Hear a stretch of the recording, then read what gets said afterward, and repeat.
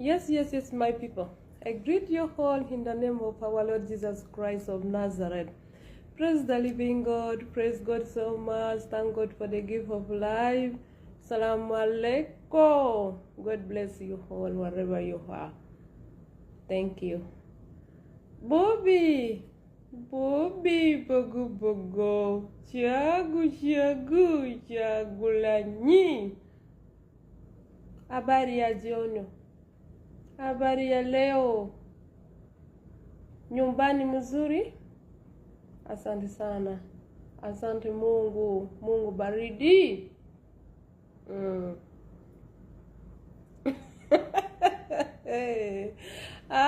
Uganda, Uganda, Uganda, fena Uganda, fena Uganda. Uganda. Kanbuzeko ono. Oba minister. Ajati kanjalo. Oba kanjalo. Ba ani gomanyi. Ajati kanjalo. Mama, sister. Ononya chiku chagulanyi. Anjati kanjalo. Ononya chiku chagulanyi. Chichi. Ulimukazi. Chagulanyi, he is a man. You a woman. Ononya chiku chagulanyi. Anjati kanjalo. Wakanjalo. Oba you a minister. Go manyi milimu yo isimanyi. Siya kuvuma. Ije simanyi Luganda, simanyi luzungu jakutege Luganda yanga ni luzungu yanga go manyi. Ononya chiku chagulanyi. Chagulanyi akoze si mu Uganda. What does he done in Uganda? Too much, but too much ku Chagulanyi. Chagulanyi asedaka kwa abana ya bene. Chagulanyi asiba kwa abana wa bene mukomera. Oh, Chagulanyi akola bulunaku Chagulanyi. What does he done in Uganda? Mushangusi ku Bobi Wine. Bamaga ajata kanjalo.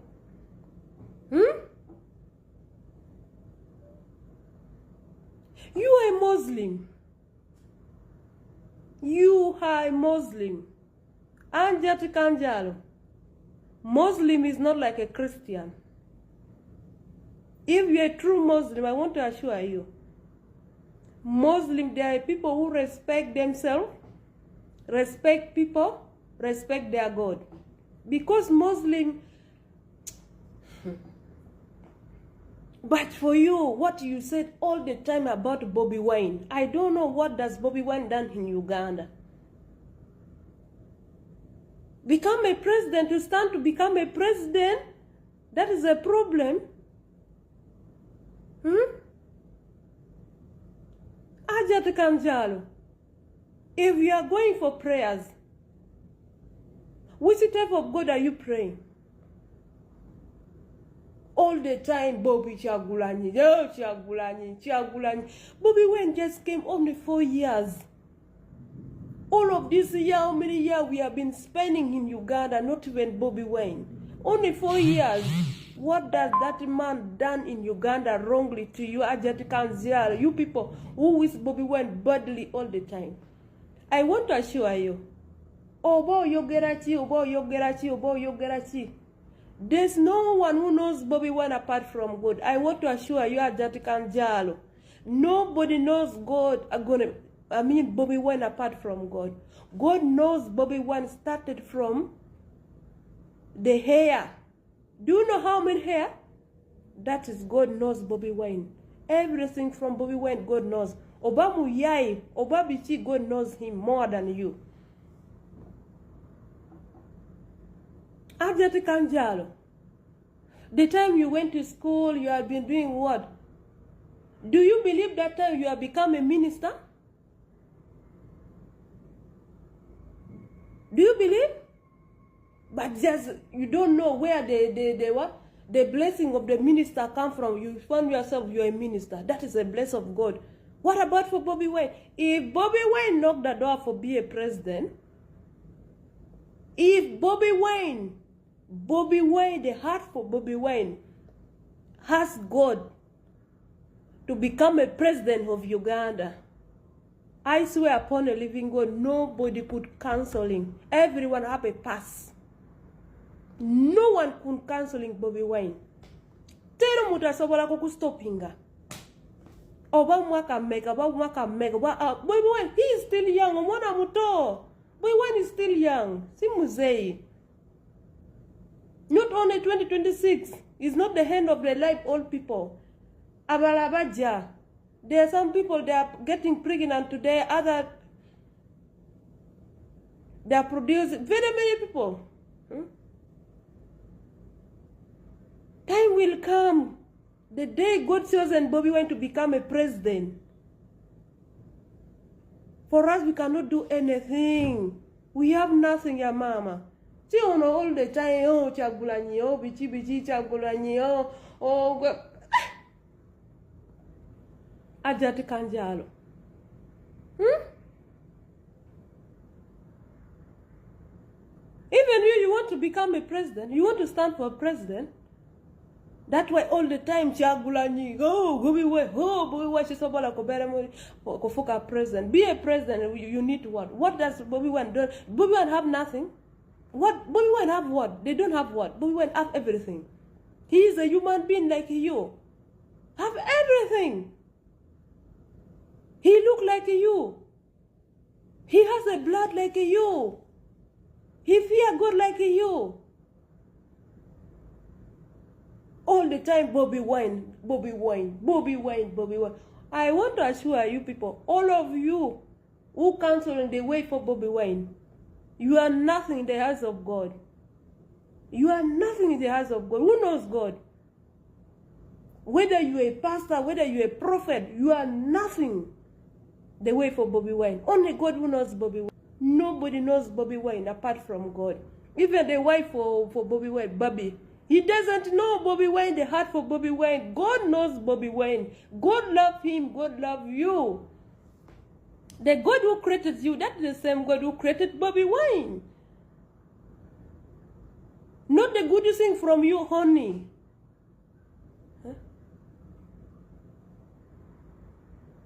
All the time, you people, you are wishing Bobby Wine what? Huh? If Bobby Wine fail, no problem. Maybe the time is not yet come for him. In Matthew chapter 7, verse 7, God said what? If you knock, you ask, they will give you. Knock, they will open for you. If Bobby Wine knocked the door for be a president of Uganda, no one could even stop Bobby Wine. Even Papa, you see Papa Rada, who knows Papa become a president? Who knows Papa become a president like it is? Who knows? God. Where Papa he's been passing through many things, but God chosen him.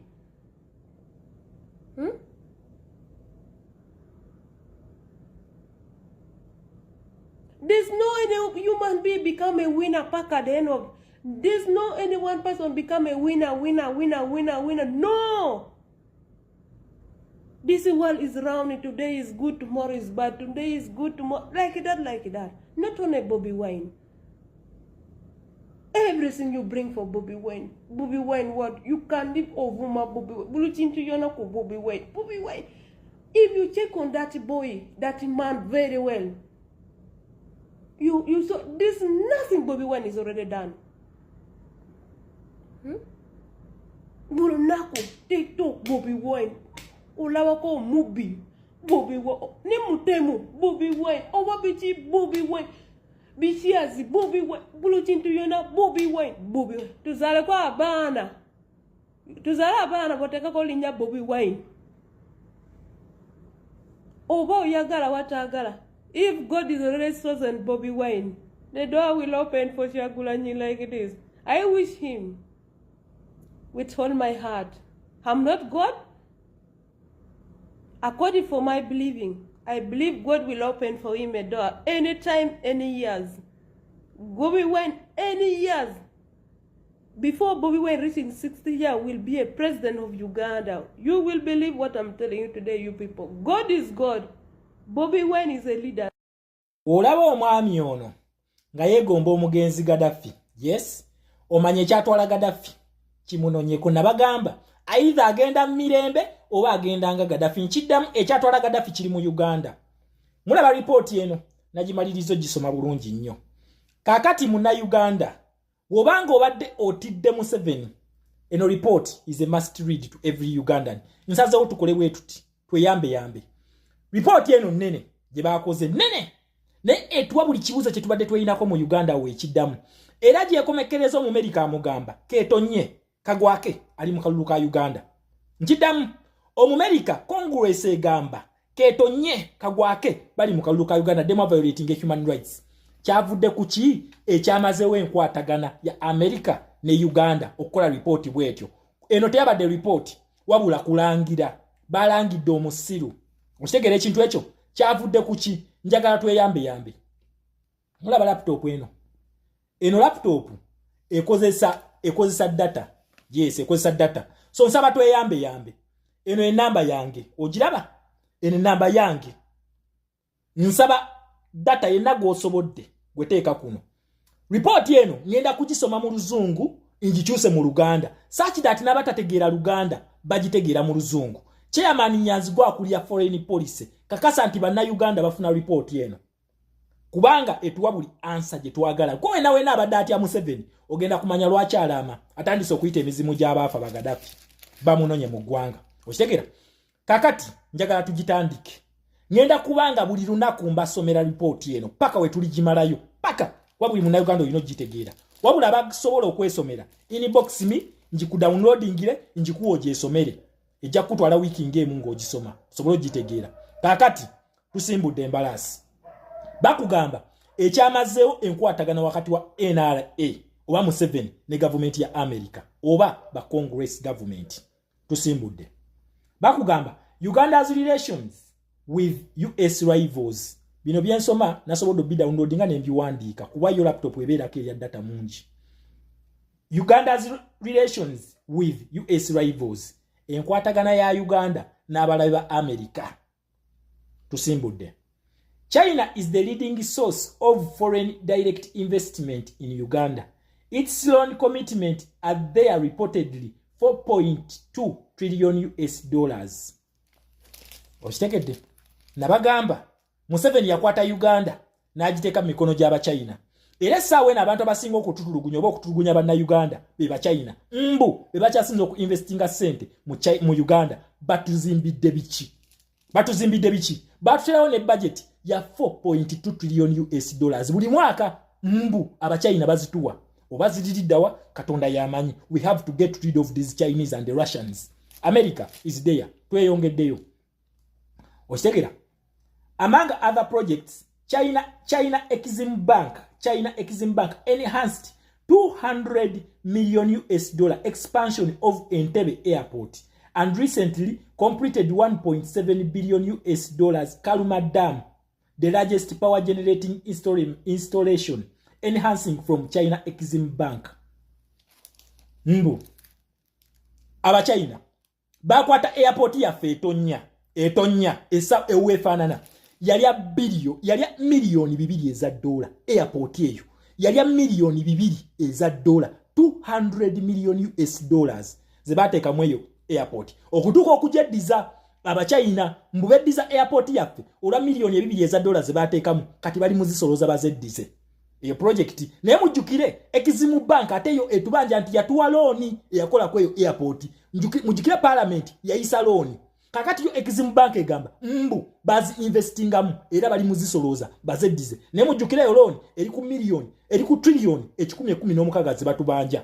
Naye nga ate wano bakulaga nti nno sente zino bazi investinga. Kyokka Museveni yazijjayo nga looni. Ndowooza mulaba nti batubanja looni ez'empewo. Banna Uganda tulina okugoba buno obusiru. Batubanja looni ez'empewo. Then number 2 bakugamba China mbu yakwata project 1.7 billion US dollars eya Kaluma Dam.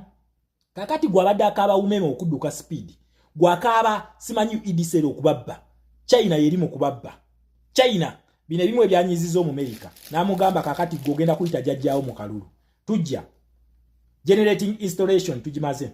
The second largest shareholder of Uganda's external debt after World Bank suspended lending in 2023.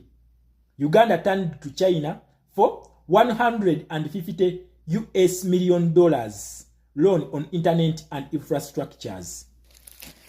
Nabagamba ku internet eyo ya fiber Museveni gye yasika. Najibagambako. World Bank wemala okugoba Museveni mu 2023 n'emugoba mbutegenda muwa loan.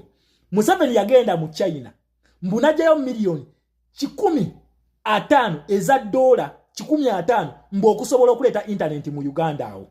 Ene ya fiber gye basika then tumaleba America balete Starlink. Museveni mbwa ina sente ziyajjayo mu internet eya Uganda dozo bagenda gikosa kikatonda yamanyi. Bino bya America si byange. Bwe muna Uganda nze nkusomera obitegeere. Then Uganda turned to China for $150 million au mazeo. The extent of China's involvement in Uganda's economy has spurred US concerns as China support for expanding Uganda's digital surveillance capacity. China's Hawaii has provided surveillance equipment. China's Hawaii has provided surveillance equipment for Kampala, including cameras with facial recognition technology, and has been named in Ugandan efforts to intercept communication of government critics. Ayabas. His Excellency Kyagulanyi simu yo baji hackinga. Obijjukira. China okimanyi erimu ebyebintu yekozesa kampani yayo gye bakozesa Hawaii gye ekozesa. Okitegera ekintu ekyo. Huawei ye yakwata esimu yo ngekozesa surveillance ne batandika okutrackinga kamera zammwe n'amasimu. Kamera eziri ku kitebe n'eziri makaago ba China be baziteekawo. Kamera zino esika face y'omuntu n'amaloboozi bye mwogera zibisika kamera ezo. Kitegeeza namwe mwina okubeera ne network esingako oba software asobola bi counter attacking company eno yaba China. Oshegere ekintu ekyo yakola ku kamera ezo eziri mu Uganda eziri mu kutrackinga president waffe. N'amasimu gammwe China yega hackinga ngewa Museveni obubaka. China yebikola. Ono mu America bibyamunyiziza tukyagenda mu na report. Museveni a vocal donor conditionality as he praises China non-interference foreign policy approach. Nabasomesa nebagamba nti ba dictator bano ekibagaza America ekibagaza aba China bano n'abarasha bote bafaayo oba akutta bokasta baba nti ba fulfillinga interest zaabwe. Okitegera naye mu America yakugamba nti se otojja kutta bantu ngoli mu policy yange.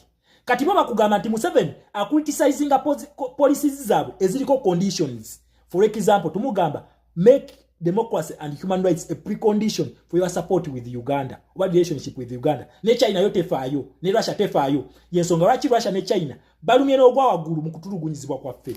Tweyongeddeyo ebadde China tuze ku Russia. Uganda's relationship have evolved over past decades. President Museveni landed Russia's during 2022 visit by Russian Foreign Minister, and NRM signed a cooperation agreement with Russia ruling party. Mwame mutumanyidde. NRM ya signing agreement, cooperation agreement wakati wa NRM ya Uganda ne Russian party ekibina ekifuga Russia basayininga endagaano ne NRM yeremeze mu buyinza nga bali be bafandinga. Ye cooperation ye yaliwo wakati wa Russia ne NRM. Bino si wakati wa Museveni wabula wakati wa NRM the political party ne Russia ekibina ekifuga. Bano batumanyira aba Russia. Kati ere badde China tuli ku Russia. Tuze with NRM after 2022 invasion of Ukraine by Russia reportedly offered expanded delivery of attack helicopters in exchange for state television airing Russia state news surveyed for several hours a day. As deal of reports, Russia suggests that Uganda service propaganda network known as Africa Back Office linked to Wagner Group founder Prisgini and center of criticism to government critics. So Museveni bamusubiza okumuwa helicopter okusobola okubikirya ebintu bya Russia byekola Ukraine bamusubiza omuwa helicopter tusisinkane enkya